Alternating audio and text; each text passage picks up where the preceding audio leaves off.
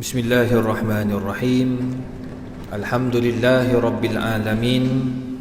Wassalatu wassalamu ala asyrafil anbiya'i wal mursalin wa ala alihi wa sahbihi wat tabi'ina ila yaumiddin. Rabbi shrah li sadri wa yassir li amri wahlul 'uqdatam min lisani yafqahu qawli, amma ba'du. Assalamualaikum warahmatullahi wabarakatuh. Pertama sekali kita bersyukur kepada Allah Subhanahu wa taala kerana dengan izin dan limpah kurnianya, alhamdulillah, pada malam yang mulia ini kita dapat sama-sama menghidupkan salah satu daripada sunnah Nabi Muhammad sallallahu alaihi wasallam. Yang mana kata Nabi Muhammad sallallahu alaihi wasallam, "Man salaka tariqan yaltamisu fihi ilma, sahalallahu lahu tariqan bihi ilal jannah." Atau kama qala. Sesiapa saja yang mempermudahkan urusan ilmu, maka Allah Subhanahu wa taala akan mempermudahkan urusan mereka itu untuk masuk dalam syurga Allah Azza wa Jalla. Tuan-tuan, puan-puan yang dikasihi sekalian, Allah Taala menyebut dalam Al-Quran, dalam surah Baqarah, saya rasa semuanya hafal. Alif Lam Mim, Dzalikal kitab la raiba fihi hudal lil muttaqin. Alif Lam Mim, tiga huruf yang tak dapat ditafsirkan kerana ia merupakan mukjizat Al-Quran. Tak ada orang boleh tahu apa maksud alif, apa maksud lam dan apa maksud mim. Kalau kita buka buku-buku tafsir pun ulama tak mentafsirnya, hanya Allah dan Rasul saja yang tahu. Cumanya apa yang kita nak faham ayat seterusnya, Dzalikal kitab, itu Al-Quran yang ada dalam tangan kita hari ini. Dzalikal kitab la raiba fihi, tidak pernah ada padanya satu perkara yang meragukan. Semua yang Allah bagi tahu tu ada. Semua yang Allah larang itu ada kebaikannya. Setiap benda yang Allah suruh tinggalkan ada kebaikan dia. Dan apa yang Allah suruh kita buat ada kebaikan dia. La raiba fi hudal lil muttaqin. Ia adalah punca untuk kita mendapat hidayah Allah Azza wa Jalla. Tuan-tuan, puan-puan yang dikasihi sekalian, bila kita lihat kepada Al-Quran, kita akan tahu bahawa Allah Ta'ala dah menjelaskan banyak perkara. Cumanya kita ni sebagai manusia sentiasa alpa. Itu sifat manusia. Itu sebabnya tuan-tuan, Allah suruh kita mengkaji dan mengkaji tentang ayat-ayat Allah Azza wa Jalla dalam Al-Quran, biar kita tahu dan kita faham betul-betul. Sekarang Allah sedang uji kita dengan coronavirus. Betul, coronavirus semua orang takut, tuan-tuan. Yang Allah kata apa? "Walanabluwannakum bisyai'in minal khaufi wal ju'i wa naqsin minal amwali wal anfusi was samarat wa basyiris sabirin." Allah nak tengok kita ni sabar, tapi sebenarnya Allah sedang uji kita sikit daripada kehidupan kita. Semua orang takut, tuan-tuan. Tak ada manusia tak takut. Amerika Syarikat takut, tuan-tuan. Tu padahal semua senjata ada. Nuklear ada, kepakaran ada, dia boleh tengok ni musuh daripada atas langit, kita pun tak tahu, tuan-tuan. Tiba-tiba macam yang ke Iran baru ni kan, dekat mana tiba-tiba pop, dia dapat tembak daripada jauh, hebat, tuan-tuan. Tapi coronavirus Allah hantar sikit je, dia tak boleh buat apa-apa. Tak boleh buat apa-apa. Sebab apa? Sebab Allah nak bagi tahu, wallahu ala kulli syai'in qadir. Allah di atas segala-galanya, mampu segala-galanya. Jadi jangan kita nak lawan kekudratan dan kebesaran Allah Azza wa Jalla. Dulu orang pertikai, kalau kita ambil wuduk selalu, apalah sangat, apa faedahnya semayang, apa faedahnya wuduk, apa faedah. Semua ada orang tanya yang macam-macam. Hatta bila kita tawaf pun ada yang kata, nonsen lah tawaf ni, kata 7 kali pusingan, apa benda apa yang kita dapat, pusing batu tak ada faedah. Ada yang fikir macam tu. Bila dah terlalu pandai ni, tuan-tuan, dia jadi rosak otak dia. Samalah juga dengan kita. Bila Nabi sebut, apabila kamu berwuduk, setiap hari di depan kamu itu ada, katakan di depan pintu rumah kamu itu ada apa? Ada sungai yang mengalir air itu. Setiap hari 5 kali kamu keluar masuk 5 kali. Nabi kata, hal yabqa syai'un minal qadar, ada tak bekas kekotoran padanya? Ada tak lagi pada badan kita ini kekotoran? Kalau tiap-tiap hari keluar masuk sungai 5 kali sehari, confirm bersih. Samalah juga dengan apa yang Allah nak bagi tahu sekarang. Yang kamu duk sombong, yang kamu duk banggakan, Allah nak kata apa? "Walanabluwannakum bisyai'in minal khauf." Aku nak uji kamu wahai manusia sikit daripada ketakutan. Bila takut habis, tuan-tuan. Semua orang risau. Sampai ada negeri tak beri semayang Jumaat terus, tutup terus semayang Jumaat. Tapi yang peliknya supermarket buka. Orang nak pergi surau takut tuan-tuan. Tadi saya lalu dekat apa nama Ion, apa Ion ke dekat nilai 3 tu? Yang besar tu lah. Ion. Ion. Coronavirus ke apa ke penuh kereta. Tu mana pula datang manusia? Tak takut ke coronavirus? Tapi masjid orang tak pergi bang, takut bahaya tuan-tuan. Nanti kan berjangkit. Tuan-tuan, nak bagi tahu orang takut habis disebabkan coronavirus. Jadi oleh sebab itu, bila dah sebab benda ini menyebabkan apa? Menyebabkan orang jadi takut, terpaksa orang jadi nak datang surau takut, nak datang masjid takut, nak pergi sana takut, semua takut. Airport tak ada orang, sampai dicutikan. Dekat supermarket besar-besar sampai kan tak ada orang nak pergi, semua takut. Sebab apa? Sebab takut berjangkitnya. Sebenarnya ada hikmah di sebalik apa yang Allah nak ajar. Allah nak bagi tahu, aku uji sikit daripada ketakutan, daripada kehilangan harta, daripada apa lagi, daripada hilang nyawa dan sebagainya. Allah nak tengok sejauh mana kamu sabar. Jadi apa yang kita boleh dapat dekat sini tuan-tuan? Pertama, Allah Subhanahu Wa Taala nak lihat sejauh mana kita ini meletakkan keyakinan kita kepada Allah Subhanahu Wa Taala. Itu sebabnya muslimin muslimat yang dikasihi sekalian, bila Allah dah bagi tahu dalam Al-Quran, kita yakin, hebatlah kita tu. Itu sebab bila kita letak ujian-ujian yang Allah bagi ni, kita akan letak bahawa Allah Subhanahu Wa Taala tempat kita mengadu. Tak ada tempat lain dah. Semua mufti-mufti seluruh Malaysia minta apa? Minta kita berdoa, betul tak? Berdoa, banyakkan berdoa, minta baca doa kunut nazilah, minta kita baca doa elak balak dan sebagainya. Sebab apa? Sebab kita tak ada tempat dah sekarang ni. Amerika Syarikat yang maju, yang hebat, ada pakar-pakar pun tak boleh nak buat apa dah. Minta kita sekarang ni buat doa dengan Allah Azza wa Jalla. Maka betul lah kata Allah Ta'ala dalam Quran, wa idza sa'alaka ibadi anni fa inni qarib ujibu da'watad da'i idza da'an. Kalau hamba ku minta wahai Muhammad, cakap kata aku akan terima. Sekarang ni kita minta dah dengan Allah Ta'ala. Kita minta, memang keyakinan kita dengan Allah tinggi. Ada orang dia kata saya sangat yakin pada Allah Ta'ala. Saya datang masjid je ustaz, macam jemaah tabligh, dia pergi, alhamdulillah ustaz saya pergi masjid. Ada salah seorang daripada kawan-kawan saya, orang tabligh, dia pergi, dia kata ustaz lah kita pergi masjid pun, kita pergi duduk dalam majlis ilmu, ulama-ulama dalam tu. Takkan coronavirus dia tak kira siapa tuan-tuan. Ulama besar pun boleh kena, doktor pun boleh kena. Tengok berapa ramai doktor yang kena.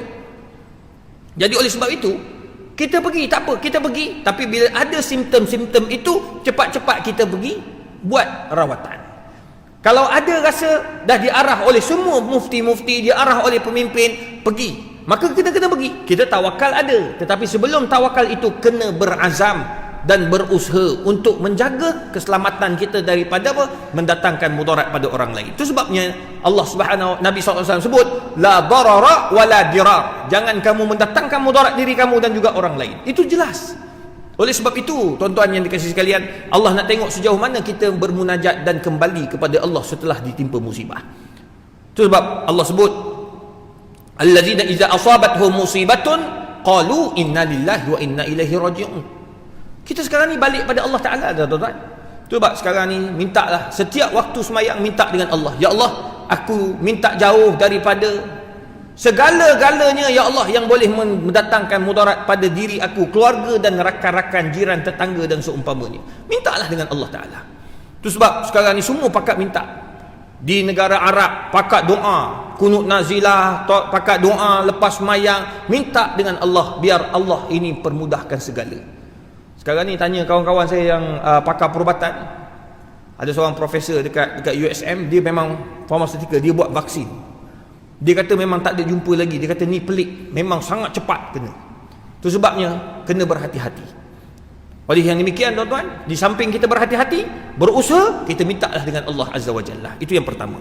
Yang kedua, tuan-tuan yang dikasihi sekalian, Allah Subhanahu Wa Taala nak tunjuk, apa yang aku bagi tahu pada kamu itu benar. Zalikal kitab la raiba fi. Quran yang kamu tengok itu tak pernah menipu. Dalam Quran apa yang tak cerita tuan-tuan? Tentang matematik ada, disebut dalam Quran. Matematik ada, yusikumullahu fi auladikum lidzakari mislu hadzil unsayain. Tentang biologi ada. Dalam surah Yasin cerita tentang biologi. Kemudian cerita tentang apa? Tentang tanah ada disebut. Tentang apa nama, tentang sejarah-sejarah silam ada, tentang kepimpinan ada, semua ada. Termasuk menceritakan tentang bagaimana keburukan itu datang daripada makanan. Allah bagi tahu dalam surah Baqarah ayat 168, ya ayuhan nas kulu mimma fil ardi halalan tayyiba wa la tattabi'u khutuwatis syaitan innahu lakum aduwwum mubin, kata Allah Taala. Tengok nombor 2 ni. Allah bagi tahu dalam Quran, wahai orang Islam, wahai manusia, makanlah kamu daripada makanan yang halal lagi bersih. Tuan-tuan, kita balik kuman-kuman macam virus yang datang ni, coronavirus lah. Daripada mana datang mula-mula? Daripada negara China, Wuhan. Tuan-tuan kaji pula apa yang diorang makan kat sana. Kalau tuan-tuan pergi ke China, tengok makanan diorang tu, ya Allah, kena cek betul-betul. Diorang apa yang tak makan? Katak, alhamdulillah selamat dia makan. Apa lagi? Ular sawa ada, biawak makan, tikus makan, anjing makan, tak ada apa, habis semua makan. Sedangkan Allah kata apa? Halalan thayyibah, makan makanan yang halal. Bila kita cakap makanan halal, dia orang kata lah, benda yang baik, benda boleh makan, apa tak makannya? Memang kalau nak ikutkan, banyak benda boleh makan, nak makan semua boleh makan, tapi baik atau buruk kena dilihat dari sudut kepakaran. Itu sebab kita mempunyai pakar-pakar, tuan-tuan.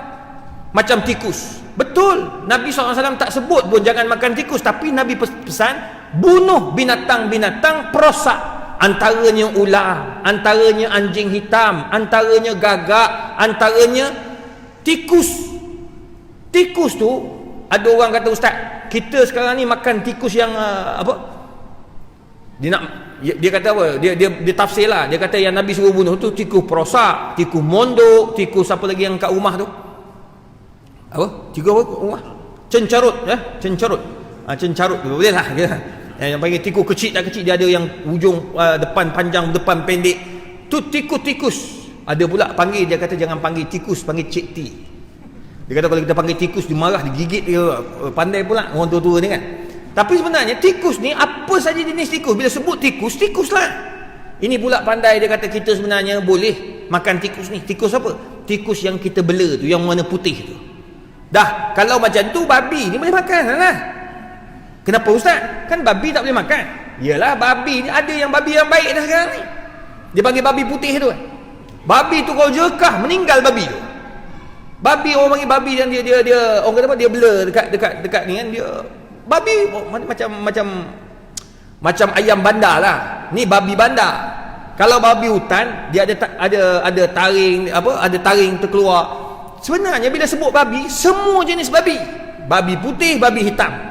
Anjing hitam, anjing putih, semua diharamkan makan. Tapi tuan-tuan, manusia tak pernah fikir. Nabi pula pesan, jangan kamu makan binatang-binatang bertaring dan juga berkuku. Tuan-tuan, tengok, akhirnya bila diorang makan tanpa melihat kepada kebersihan, tak tengok pada makanan yang halal, tak tengok pada kebersihan, maka tanggunglah virus-virus itu. Tengok, datang daripada mana? Datang daripada babi, GE, H1N1. H1N1 tu sampai Mesir tu bunuh semua. WHO marah. Kenapa bunuh? 2,000 ekor. Seluruh Mesir tu 2,000 ekor je. Kita yang kecil berapa puluh ribu tak tahu. Babi. Nak bagi tahu benda yang diharamkan ada. Tapi dari sudut orang bisnes, dia akan nampak, oh baguslah, babi ni banyak kebaikan dia. Bila Allah sebut dalam Quran au lahmal khinzir, tuan-tuan, bila kita buat kajian daging babi ni, tuan-tuan, bila Allah sebut daging babi, masa zaman Nabi mana ada babi?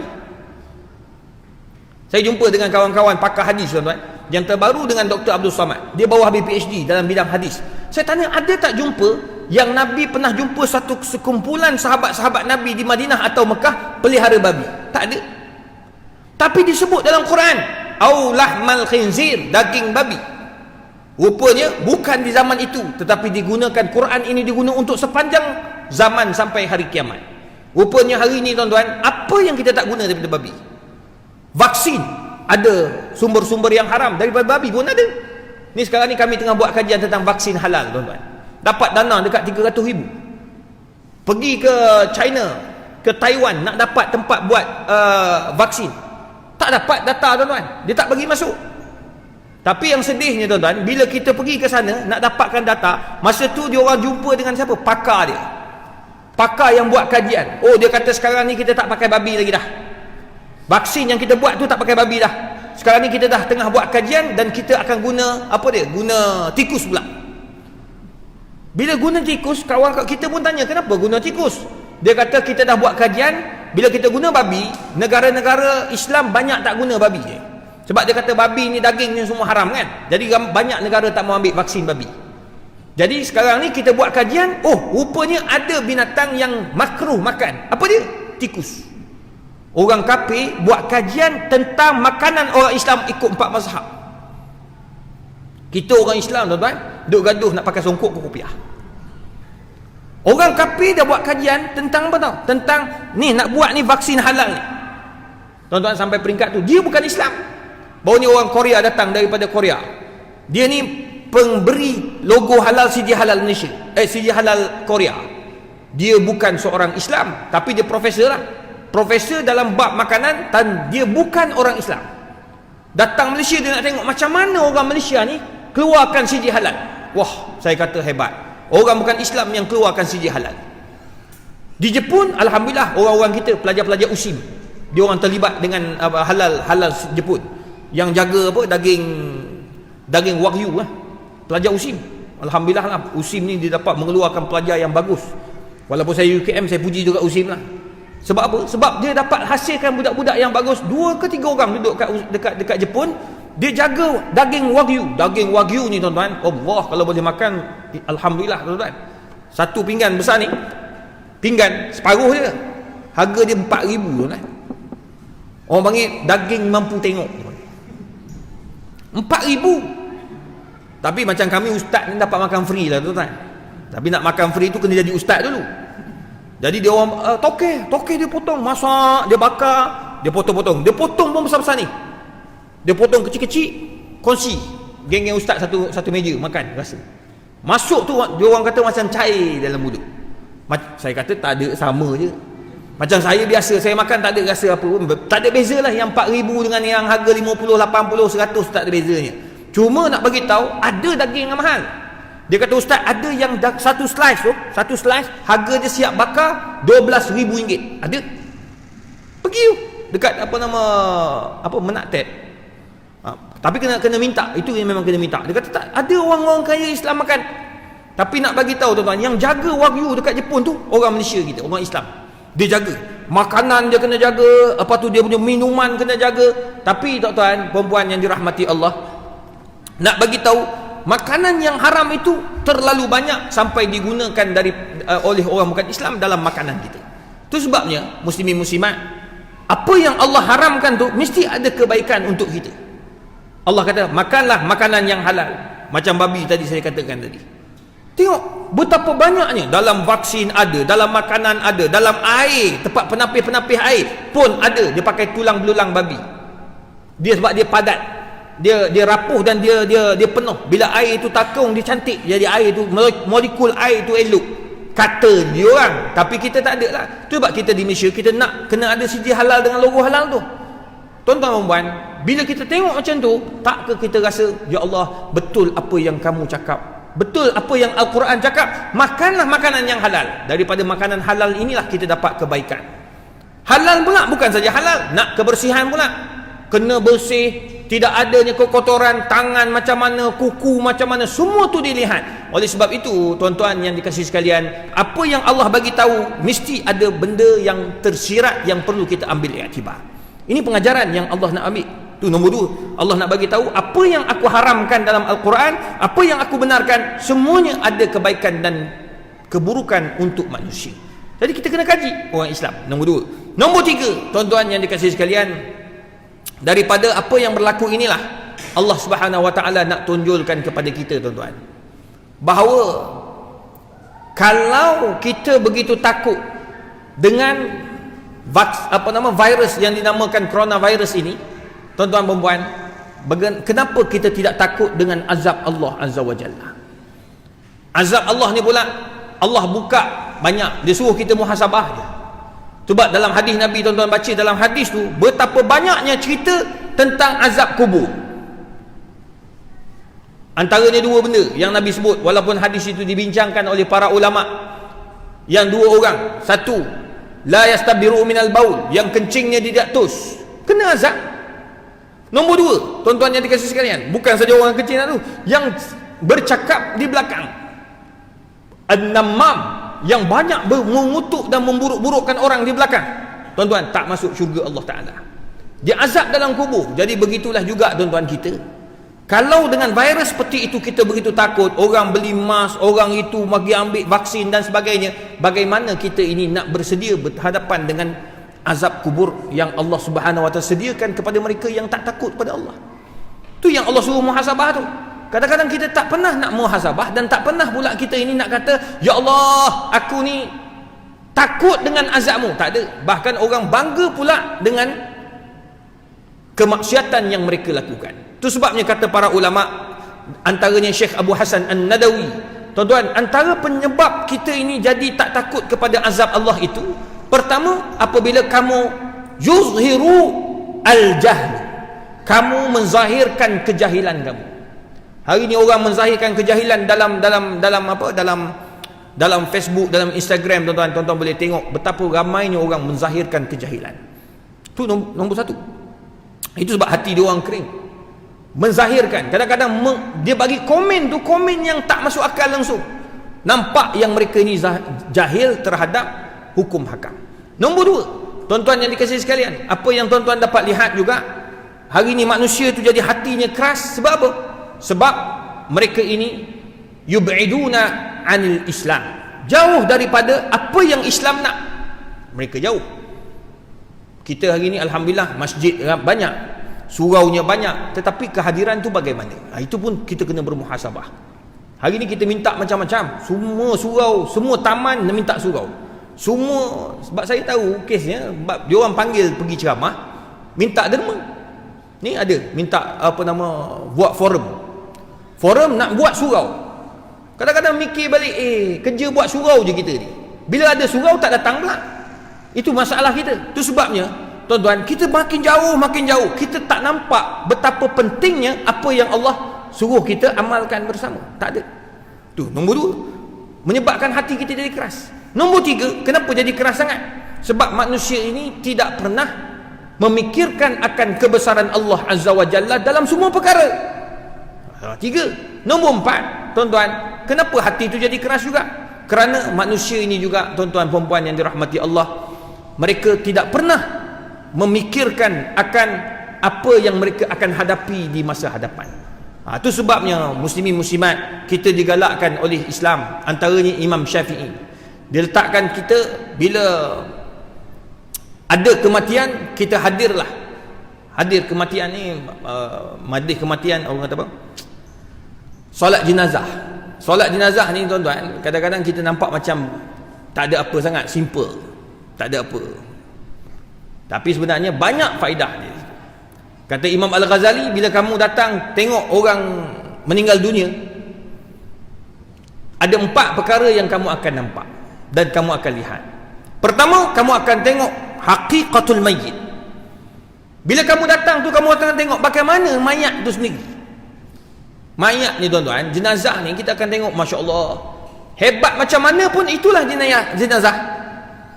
Kamu akan tengok itulah jenazah dia. Dia tak ada dah, ya Allah, ya Tuhan, dia kalau dia kaya, dia akan pakai pakaian yang mahal-mahal. Tak ada. Keranda yang sama juga. Kereta yang datang ambil, kereta yang sama. Jarang kereta Alphard datang ambil. Walaupun kat rumah dia ada Velfire, tak ada, tuan-tuan. Baru ni ada sahabat saya meninggal dunia, rumah dia ada 3 Velfire. Dia ada yang Velfire yang paling mahal, tengah-tengah yang paling murah. Yang paling murah ni untuk dia punya pekerja dia. Yang tengah-tengah saya pun tak faham juga. Dia ada satu yang paling mahal tu executive lounge. Executive lounge ni duduk dalam tu dengan peti sejuk, ada TV pun ada, cukup. Cuma tak ada lah plasma besar. Cuma masa dia meninggal dunia, mana ada? Tetap juga telefon masjid kawasan dia, bawa datang van jenazah. Cuma van jenazah tu jenama Mercedes jugalah. Cuma belakang kosong. Sama juga akan naik. Maknanya, tuan-tuan, tuan-tuan akan tengok, ya Allah, jenazah akhirnya macam tu juga. Jadi apa yang kita bawa? Tak ada bawa benda lain kecuali amalan yang kita bawa. Itu yang pertama. Kamu akan tengok haqiqatul mayyit. Nombor 2, tuan-tuan yang dikasihi sekalian, Apa yang kamu akan lihat? Ashabul mayyit wa man haulahu. Siapa kawan-kawan kepada jenazah dan orang-orang yang duduk dengan jenazah tersebut. Itu dua. Kalau kita datang, orang kata jenazah duduk tengah-tengah, sementara nak tunggu semayang, tuan-tuan. Sementara nak tunggu semayang, apa yang tuan-tuan akan buat? Buat apa? Ha? Jenazah kat sini, kita nak tunggu semayang ni, apa yang kita buat? Baca Yasin ni. Yang Nabi kata, iqra'u ala mautakum Yasin. Baca Yasin pada si mati. Tuan-tuan, itu yang kita akan tengok. Bila kita masuk je tengok rumah, dalam rumah tu dia duduk, ada setengah jenazah kat rumah, ada jenazah dia tunggu kat masjid sementara nak semayang. Tuan-tuan, bila kita datang tengok, ya Allah, semua pakat baca Yasin. Macam contoh dekat section 3 baru ni, saya selalu cerita biar kita ambil iktibar, tuan-tuan. Datuk K ni dia kenali dah, Datuk Kamur Zaman. Dia ni dikenali sebagai bekas penjawat awam, bekas TKSU, Timbalan Ketua Setiausaha banyak kementerian. Masa dia pencen tu, dia yang terakhir dia kementerian apa benda lah, ada something lah, tapi dia 5 kementerian dia pegang, banyak sebelum dia pencen. Tuan-tuan bayangkan, dia pencen je, apa yang dia buat? Kawasan perumahan dia tu tak ada surau, tapi berbaloi tuan-tuan surau yang dia buat tu. Bila dia buat surau, bila dia habis pencen dia ramai kawan. Dia pencen pula zaman Perdana Menteri yang kelima, Tun Abdullah Badawi. Abdullah Badawi dapatlah dana lebih kurang 5 juta. Lepas tu kutipan orang taman pula dapatlah beberapa juta. Alhamdulillah, dapat banner lah satu surau. Cantik surau tu. Tuan-tuan, bayangkan lepas banner surau, selalunya kita yang bawa duit, orang yang paling banyak bawa duit, selalu jadi apa dia? Macam dia dah bawa 5 juta, buat bangunan cantik dah, tanah semua dah, tanah memang developer dah bagi. Selalunya orang macam ni dia akan jadi apa? Pengurusi, sila saya bilang pengurusi seumur hidup dia panggil. Bang, tak bang, masa dah siap semua orang mesyuarat nak bagi, nak hantar ke JAIS ni, nak jadi pengurusi ke apa, semua dia tolak. Dia minta satu jawatan je, dia minta nak jadi Bilal. Orang semua terkejut sebab suara dia tak sedap, tapi nak jadi Bilal. Dia kata tak apa, saya nak belajar, saya nak bagi sedap suara saya. Dia belajar, memang dia belajar azan. Alhamdulillah, memang jadi Bilal sungguh. Bang, dia minta satu je jawatan tu. Dia kata, Ustaz, dunia saya dah ada dah. Saya pencen TKSU, tuan-tuan tahulah Jusa A punya jawatan. Dia sama, dia akhir dengan Jusa A. Dia kata masa Jusa A dia habis tu, tuan-tuan, perempuan, dia kata gaji dia Alhamdulillah Ustaz bersih, sebab dia tidak ada hutang. Rumah dia dah bayar habis. Dia tak ada macam orang lain beli rumah banglo tapi hutang sampai kiamat. Dia tak ada. Dia beli apa yang dia mampu. Itu sebab dia bersih, dia clean, dia tak ada rasuah, tak ada pecah amanah, tak ada masalah dengan SPRM, tak ada. Dia habis. Bahkan kerajaan bagi dia beli kereta yang apa, kereta panjang tu. Kalau Mak Sabu tu panggil kereta John. Kan dia ada kereta panjang tu kan. Dia tak nak. Jual dengan harga berapa puluh ribu, tak nak. Dia kata tak apa. Dia tak mau beli. Dia pakai kereta yang dia ada. Lah kali dia dapat duit cash tu, dia beli kereta Viva je. Bawa, dia kata, alah saya berdua ni Ustaz, anak-anak semua dah besar, saya bawa Viva pergi surau, nak pergi jauh-jauh, adalah kereta lama dia sikit, yang besar sikit, okey lah pakai kereta tu. Tapi nak bagi tahu tuan-tuan perempuan, nak bagi tahu dia ni memang sempoi. Tapi tuan-tuan, dia dan isteri ni orang yang kuat datang masjid dan surau. Orang Bandar Baru Bangi tu siapa yang tak kenal dia? Isteri dia pula rata surau pergi kalau waktu duha, sebab dah pencen. So isteri pula bukan kerja, suami buat kerja kat surau dia. Tapi tuan-tuan perempuan, baru-baru ni isteri dia Allah ambil umur. Allah ambil umur sebab apa saya tak ingat dah. Tapi pukul 5 petang meninggal dunia, sah meninggal dunia. Saya bawa balik ke Sarawak, malam tu ada kuliah dekat Putrajaya, terus lagi sebab dimaklumkan dalam WhatsApp group pukul 10 malam. Jam 10 malam nak dikebumikan, maknanya lepas isyak orang akan solat jenazah. Saya habis mayang dekat Putrajaya, terus lagi tuan-tuan nak pergi tuan-tuan. Ya Allah, orang tak usah cakap lah tuan-tuan. Section 3 tu saya sampai dekat pukul 10 tu, section 3 tu jam jalan. Tuan-tuan, siapa yang mati ni? Bukan datuk tu yang mati, isteri dia mati. Isteri dia siapa? Bukan penjawat awam, suri rumah tangga. Tetapi kenapa orang ramai macam tu tuan-tuan? Saya nak masuk tak boleh, tapi sebab kita ustaz, dia tarik juga masuk dalam. Tu hebatnya ustaz ni, banyak benda lah hebat ustaz ni. Dapat masuk dalam, duduk kat depan sekali dekat dengan kawasan jenazah tu. Jenazah tengah mandi kat belakang tu. Ya Allah tuan-tuan, dekat luar masjid ni dah penuh dah, tak boleh duduk. Dekat luar tu berdiri penuh. Yang bestnya tuan-tuan, sementara nak tunggu jenazah tu, orang semua baca surah Yasin. Bang, itu yang kita nak. Jadi kita tahu siapa kawan-kawan dia. Kata Ibn Khaldun, an-nas ala dini khalilih. Manusia akan hidup bagaimana kawan-kawan dia. Tu kata Ibn Khaldun. Tu sebabnya kita kena ada kawan-kawan yang macam ni. So bila kita meninggal dunia, so kawan-kawan tengah mandi tu dah ada dah orang tolong baca Yasin. Contoh saya kata, ya Allah, gini yang kita nak kejar. Itu nombor 2. Sebab ada yang saya pergi tuan-tuan perempuan, rumah orang kaya lah, orang kaya. Tapi nak kata bila walaupun kaya, tapi kawan-kawan, kita tengok kawan-kawan kita siapa. Kalau dia tak kawan dengan orang surau, susahlah. Sampai saya masuk tu dalam kawasan rumah dia kan, dia letak jenazah kat dalam rumah. Sebab dia nak tolak dari rumah, nak sembahyang jenazah kat rumah. Jadi saya duduk, saya sampai tu adalah dalam 15 orang gitulah. 15 orang duduk berterabur, ada duduk dekat sofa, ada duduk kat sini berterabur gitu. Selalunya bila kita datang, ustaz datang, jarang ustaz datang tanya khabar, tak ada. Ustaz-ustaz datang ni akan datang duduk dekat, doa. Sebelum doa tu kita baca Yasin kan. Kita baca Yasin, paling-paling pun kita akan buat apa? Kita akan buat tahlil ringkas. Saya pun duduk baca. Saya tengok, cari apa nama Yasin. Yasin tak ada Yasin.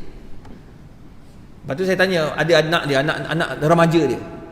Saya panggil dia, Yasin ni Yasin dia kata adalah 2-3 kat tu, tapi orang dah pegang dah. Ada yang tak mana pergi dah berterabur tu, kecil ada 2-3 je hak dalam tu. Saya kata pergi ambil kat surau, ambil lagi letak kat sini, biar semua orang boleh baca. Orang datang semua baca tu. Tuan-tuan tahu apa dia tanya? Ustaz, Ustaz ada nombor telefon surau tu? Apa pula? Saya bukan orang kampung situ.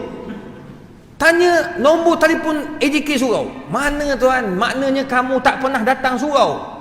Nampak peringkat tu? Tak apalah, saya pun dah, orang semua ada benda ni. Saya pun saja buka Yasin, saya pun baca. Bismillahirrahmanirrahim.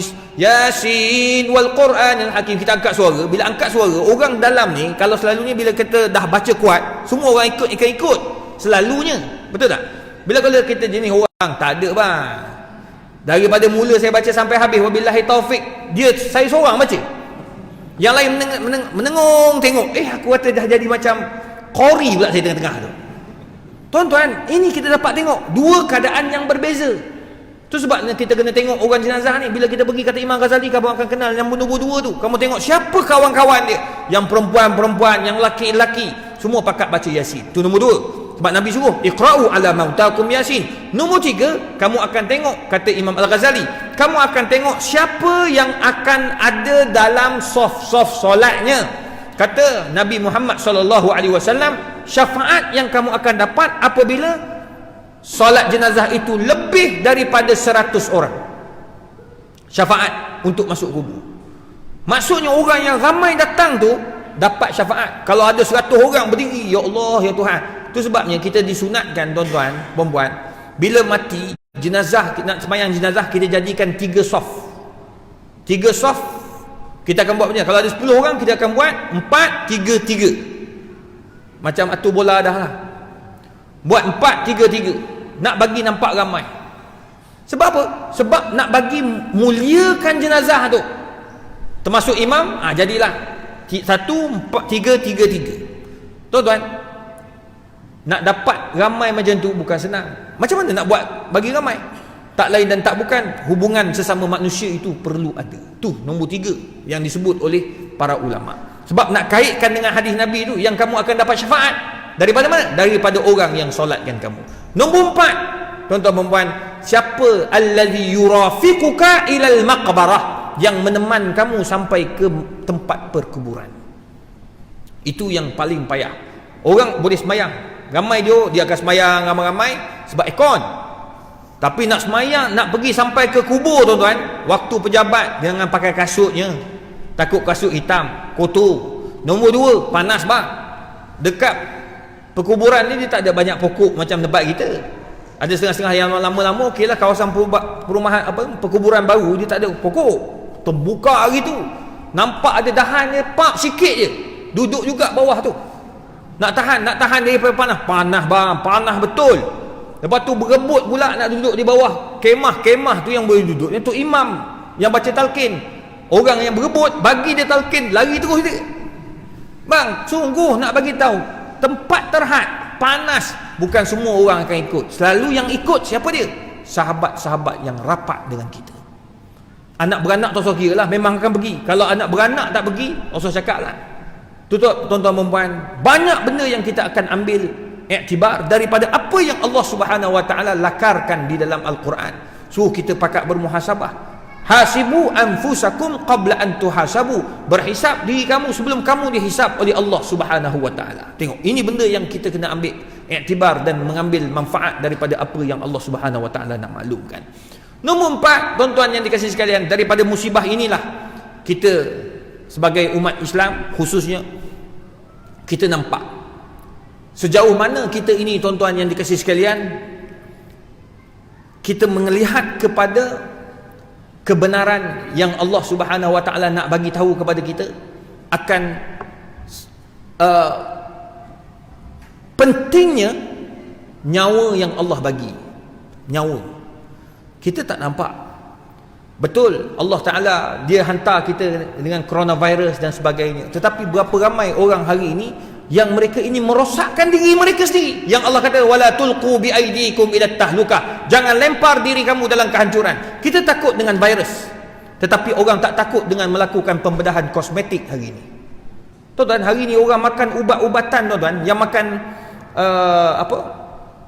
tuan-tuan tengok baru 2 hari lepas dalam surat khabar, dalam berita ada seorang yang buat kosmetik ni kena waran tangkap kan, sebab lebih kurang 19 ke produk dia tidak dapat kelulusan KKM. Kenapa dia ambilkan tindakan? Tuan-tuan, orang ambil ubat-ubat ni, ada ubat-ubat yang tak disahkan oleh KKM. Bila KKM tengok sangat bahaya, sebab dia orang ni ambil kat mana? China. Ambil dekat mana? Kawasan-kawasan negara-negara yang dia orang ni hanya keluarkan produk tapi tidak ada kawalan ISO, tak ada kawalan daripada pharmaceutical, tak pernah ada kawalan daripada KKM, Kementerian Kesihatan negara dia orang, tak ada. Bila sampai kita ambil, kita makan, tuan-tuan.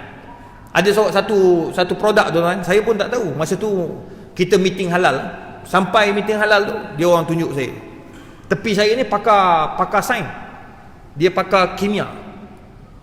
Tu nak bagi siri halal ni bukan ustaz-ustaz je, hanya ustaz ada 2-3 orang je.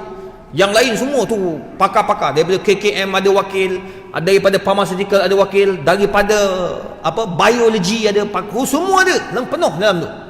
Tapi saya ni pakar sains kimia. Dia kata, ustaz, ini kita kena haramkan. Saya kata, kenapa? Tu. Oh, dia kata, ini ustaz, you makan ya, dia aktifkan you punya sel kanser. Sel kanser dia orang hidupkan daripada ubat-ubat yang seperti ini. Itu sebabnya, tuan-tuan, benda-benda macam tu jangan mudah dimakan. Ni hari ni orang makan, orang tak mufti-mufti haramkan rokok kan. Rokok ni haram tahun 89 ni, tuan-tuan. Saya bukan nak takutkan tuan-tuan yang hisap rokok,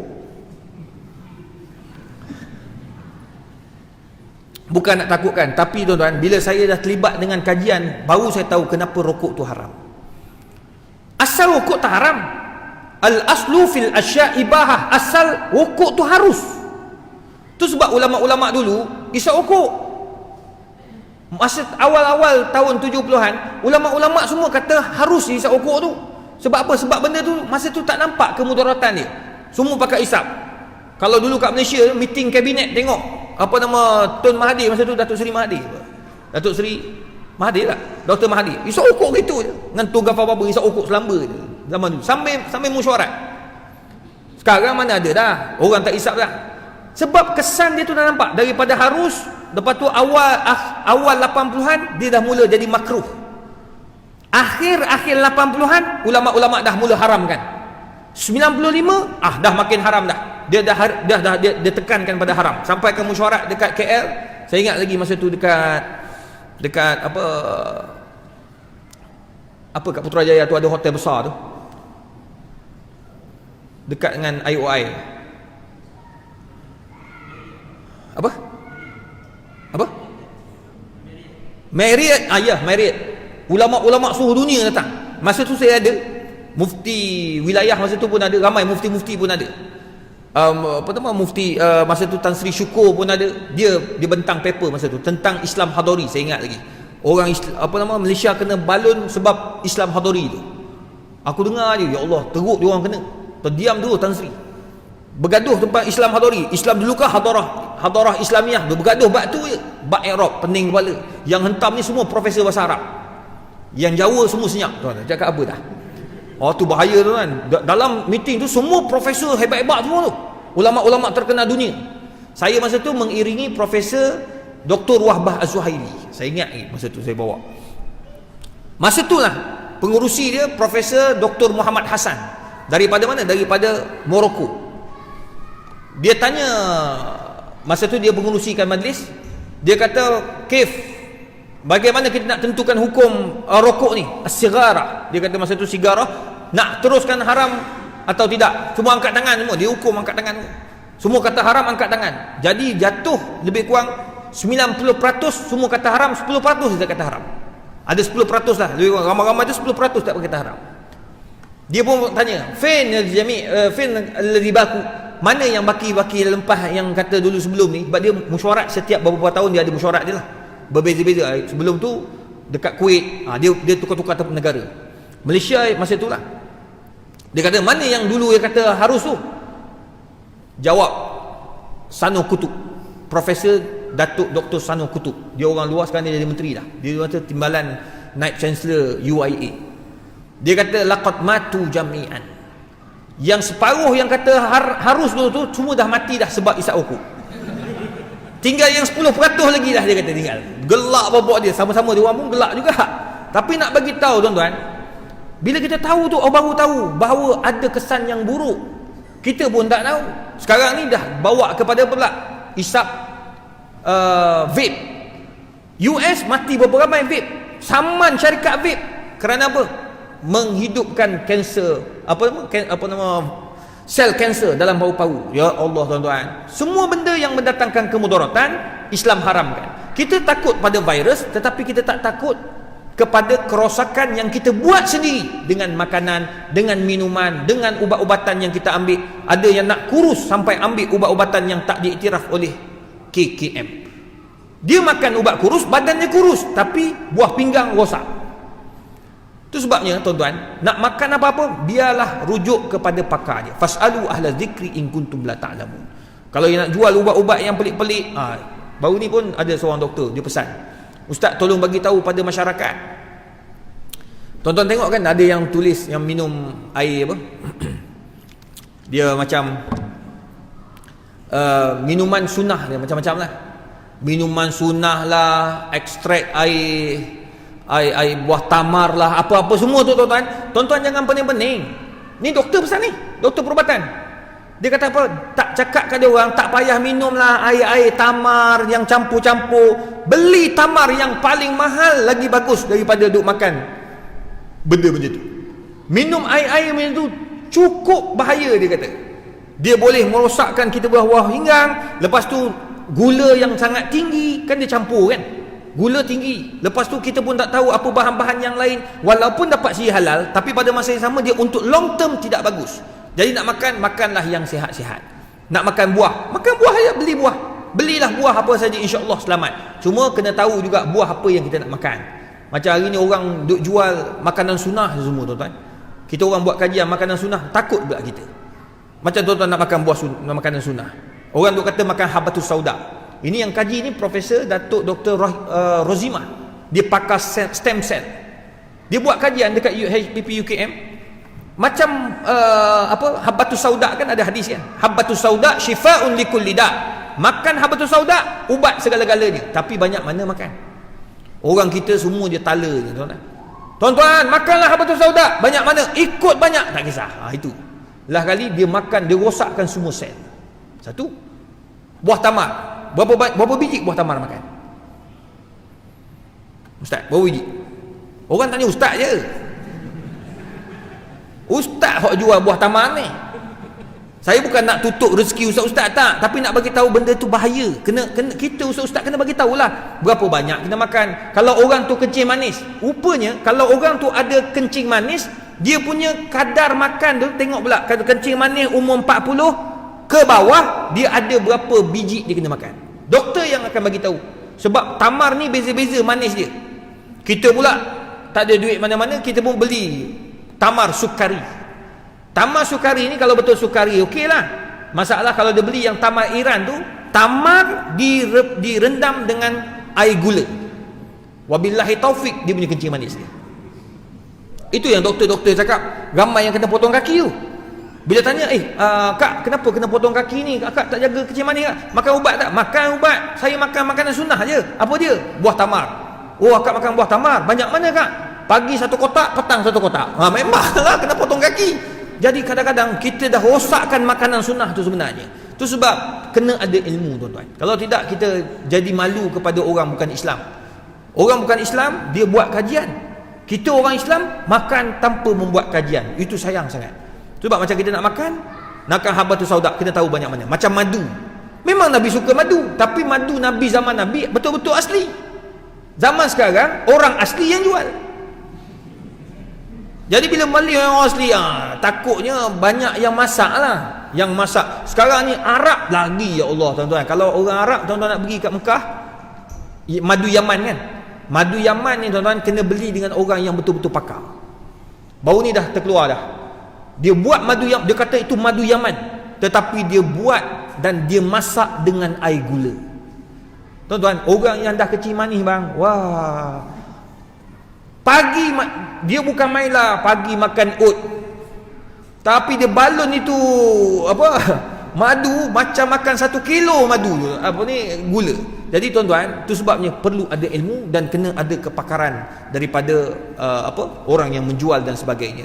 Jadi tuan-tuan perempuan, betul kita takut dengan virus, tetapi takut juga dengan makanan dan juga pengambilan ubat-ubatan yang kita buat hari ini yang boleh mendatangkan kemudaratan, wa iyadzubillah. Ada yang cucuk hormon, na'udzubillah. Semua tu merosakkan, kita tak nampak. Tuan-tuan perasan tak orang cucuk muka? Baru ni saya cerita kat dalam TV3. Cucuk muka ni tuan-tuan, kesan dia sangat besar. Tuan-tuan tengok muka orang cucuk, tuan-tuan boleh kenal lah. Muka dia standard je, muka penguin. Senyum pun macam tu, marah pun macam tu, dia sama je, statik. Dia dagu dia nampak, memang nampak. Lepas tu bila time kena panas, muka dia akan nampak tau. Ada nampak bintik-bintik merah, itu tempat dia cucuk tu. Tempat dia cucuk. Ada yang cucuk botox, ada yang cucuk vitamin C, ada yang cucuk macam-macam lah. Ada yang tambah hidung ni berapa ramai saya jumpa, 2-3 orang lah. Ada yang saya dah tegur terus. Tapi payah, kita ni boleh tegur je tuan. Tak boleh buat haram. Tak apalah ustaz, sekali-sekala. Tapi sekali-sekala dia tu, tengok ada seorang ni dah 4 kali, ni masuk yang kelima nak pergi buat balik. 4 kali tukar hidung. Tu buat pelik. Bila bergambar dengan dia, hidung berubah. Kejap kecil, kejap besar, kejap tinggi. Ni baru ni, yang keempat baru ni, dia dah pergi buat pembedahan dekat Turki. Anak dia bagi tahu, ustaz, mak punya hidung tu tak rasa lah. Tak rasa hidung. Rupa dia dah mati sel pula lah. Ni nak pergi pula buat yang kelima. Sekali dia buat tuan-tuan, $30,000. Ni tambah hidung matai. Malaysia tak buat. Yang orang buat kat Korea, dia orang buat dekat Turki, dia orang buat kat Thailand. Dia beberapa negara lah yang buat. Kalau Korea tu satu hari 15,000 kes buat.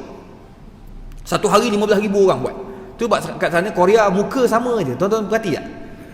Yang minat Korea ni, orang perempuan minat Korea selalu sambil masak tengok Korea. Muka sama je semua. Kata muka dia sama. Saya perhati tak?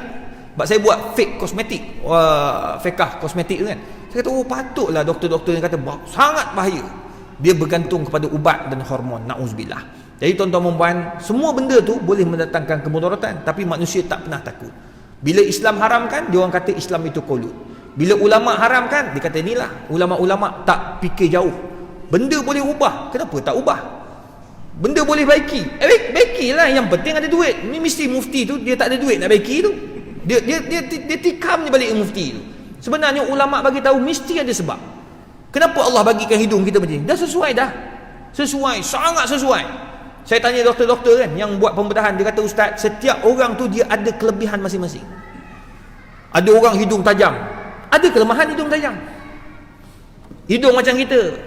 Hidung kita ni hidung apa ni? Hidung Melayu. Saya nak kata kepek, tak tergamak. Boleh lah. Ada istimewa dia. Hidung saya kalau tukar jadi hidung Syaruhan, tak jadi tu muka, tak handsome terus. Orang yang hidung kepek, dia tukar hidung tajam. Orang yang hidung tajam nak hidung kepek balik. Saya jumpa kawan saya daripada Iran, dia kata, dia kata, I like your nose. Hidung you I suka. Dia kata, pula dah hidung dia tajam gitu. Dia kata, I tak selesa bila I minum hidung masuk dalam cawan.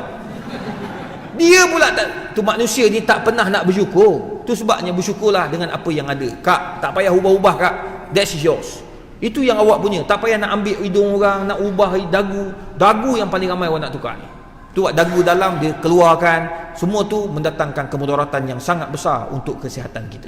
Oleh yang demikian, tuan-tuan dan puan, ambillah pengajaran daripada apa yang Allah Subhanahu Wa Taala uji kita pada hari ini. Semoga kita sama-sama dapat iktibar dan mengambil manfaat daripada coronavirus yang Allah uji kita. Semoga kita mengambil iktibar dan cubalah sedaya upaya kita belajar daripada kesilapan dan kita ambil satu pengajaran yang besar untuk diri kita, insya-Allah, dan keluarga kita. Dan semoga Allah Ta'ala meringankan kita daripada segala bebanan ini. Dan yang paling penting, tuan-tuan, doakanlah semoga virus ini cepat habis. Saya pun tak tahu bila. Sekarang ni agak merisaukan. Saya antara yang tak berapa setuju. Semalam pun sembang dengan beberapa orang, termasuk beberapa orang mufti pun sembang, tanya, kalau yang mufti kita buat ni, alhamdulillah, Negeri Sembilan buat, teruskan, tetapi jaga di wilayah Selangor Jumaat diteruskan, tetapi jaga. Apa jaga dia? Pertama, jangan peluk-peluk. Nombor dua, letak tangan macam ni, cukup, tak payah salam. Walaupun nak ambil berkat nanti bulan tahun depan nak ambil berkat, sabar, mana benda tu kena jagalah. Dua. Nombor tiga, kalau nak bersin, kan ada dah orang ada ajar kan, doktor misi-misi tu ajar, jangan batuk macam ni, jangan batuk macam ni, ataupun kalau batuk macam ni, dia suruh tutup macam tu kan. Ataupun yang paling bagus, bawa ni tisu terus, tisu atau tu tutup. Atau lagi bagus, jenis batuk-batuk tak payah datang terus, duduk dekat rumah. Yang datang ni semua yang selamat, yang tak ada masalah, yang yakin dia tu sihat, insya-Allah. Jaga sekurang-kurangnya, tuan-tuan, kita dapat buat apa yang Allah suruh, banyakkan berdoa. Jadi insya-Allah kita cuba buat sedaya upaya. Selagi mana tidak teruk, kita akan teruskan sampailah mufti-mufti keluarkan arahan. Kalau mungkin lepas ni Negeri Sembilan, mufti Negeri Sembilan Datuk Yusof kata, okey, masjid kena tutup dalam tempoh 5 hari. So kena tutup lah. Nak buat macam mana? Dah tak boleh buat apa dah. Jadi masa tu barulah kita rasa guilty-nya tak datang masjid. Orang yang datang biasa dia akan rasa guilty. Tapi orang yang dah biasa tak datang, biasa je, tak ada apa pun dia kata. Kalau supermarket tutup, dia susah hati. Susah hati dia, tak boleh nak cuci mata dia kata. Jadi tuan-tuan dan puan, kita cubalah ambil manfaat daripada apa yang berlaku. Pada masa yang sama, jagalah kesihatan, insya-Allah. Semoga Allah Ta'ala merahmati dan berikan kita kesihatan seperti mana yang diinginkan oleh Allah dan Rasul, insya-Allah. A'udzubillahi minasyaitonirrajim. Bismillahirrahmanirrahim.